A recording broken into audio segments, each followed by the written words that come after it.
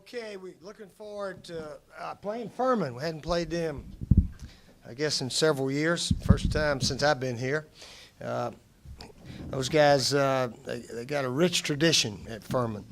In fact, the winningest football programs in North and South Carolina, they're second to Appalachian State.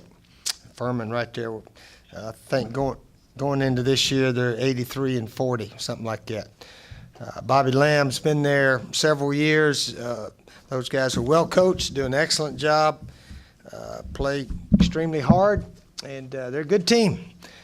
We need to play well to beat these guys. We need to get ready, have a good week of practice. Had a pretty good practice yesterday, and look forward to playing them.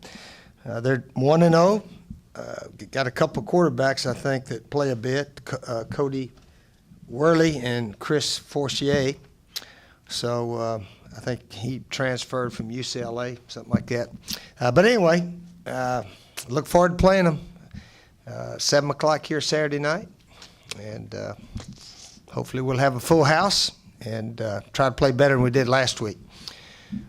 All right, any questions? Steve, do you talk to your team about James Madison beating Virginia Tech and Jacksonville State over Ole Miss and just kind of illustrate the point that you can't look over anybody and that upsets can happen? No, we don't have to talk about that because we know that we barely got by Wofford twice that we played them. South Carolina State played us very close till about the middle of the third quarter last year. We hit some balls on them. Of course, that was the only game they lost. They were a very good team. But now Furman is, like I said, they've probably been pointing to this game all year. This is their chance for an upset, and they're going to give it their best shot. So we got to be ready for anything, onside kicks, fake punts, whatever. We got to be ready for it. When you're an underdog like they are, you got nothing to lose, and try everything possible to get a victory.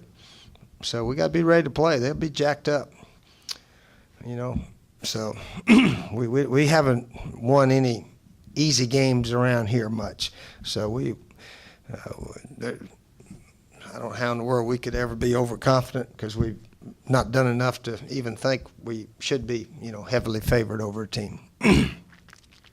Steve, this series where you're playing the in-state schools a couple of times each instead of playing a random MAC school, do you think that creates any goodwill toward USC in the state, and perhaps does that give you a bump in recruiting in any way maybe? I don't know how much bump in recruiting it gives us, but we got to play somebody. We have, three choice games, and I guess when I got here, somebody, the athletic director said, "Do you mind playing the in-state schools?" And I said, "No, why not? We got to play somebody." And they want to play us, and they're willing to come here. We don't have to go to their place, so it's a good game for everyone. They get fired up about it, and it's fortunately we've won them all thus far, so it's been good for us. And now, if we'd lost a few of them, you know, it probably wouldn't look very good, but we probably would have lost to someone else anyway. But anyway, I think it's good for our state, good for those schools to get a little bit of a paycheck and come here and play. And but we got to be ready to beat them. So we've had some very close games, and this one very likely could be a very close one also. Has Marcus Lattimore responded to his performance against Georgia the way you thought he would? Well, I don't know, Scott. We haven't been together all that much, just one practice. But Marcus comes from a big-time high school program up at Burns, as we all know. And he's had a lot of praise, a lot of accolades, a lot of recognition, high school All-American and all this, Mr. Football in the state. So he's had a lot of attention. Hopefully he'll stay well-grounded, which I think he is, and get ready to play this week. But he's only played a couple of games, and certainly everyone knows about him now. But he's got a lot of goals, and his commitment level is very good. So we expect him to be ready to play this week. He had a good practice last night, nothing different. And in fact, I had to get on him a little bit the Georgia week. He wasn't running his plays out 20 yards or so. So he picked that up a little bit. And last night he was running them out a little farther than 20. So that's always encouraging. Steve, are Gamecock fans going to have to get used to 3 yards in a cloud of dust, or do you want to see to get a little more passing involved than maybe you did? Well, last if your week? quarterback goes back and gets sacked, and your right guard, and then your right tackle, then your left tackle, let a guy run right around him, they may see up the middle. But no, we hope to be able to throw the ball better than we did last week. So we'll see if we can as we go down the stretch. Steve, what do you think about fans, media already comparing Marcus to Heisman Trophy running backs like George Rogers and Herschel Walker? Do you think it's way too early for any of that type of speculation?